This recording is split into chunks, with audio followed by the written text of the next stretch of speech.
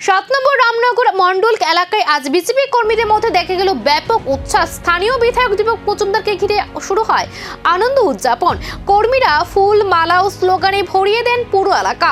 দলীয় কর্মীদের সঙ্গে মত বিনিময় করেন তিনি। অনুষ্ঠানে উপস্থিত থেকে দীপক মজুমদার বলেন, মানুষের সমর্থনই তাদের শক্তি। আগামী দিনেও এলাকার উন্নয়নের কাজ চালিয়ে যাওয়ার বার্তা দেন তিনি।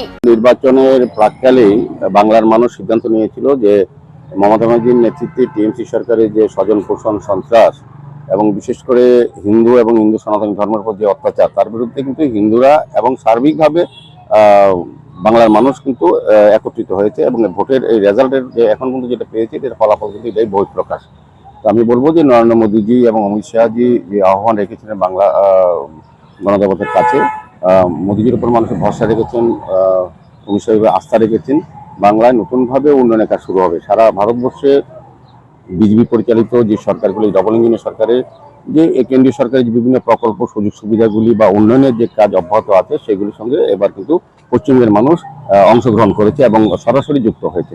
উল্লাসের মাঝে উঠে এলো রাজনৈতিক বার্তা। একই শুধু উদযাপন নাকি তার আড়ালে বড় কোনো ইঙ্গিত? রামনগরের এই ছবি এখন নতুন করে জল্পনা বাড়াচ্ছে।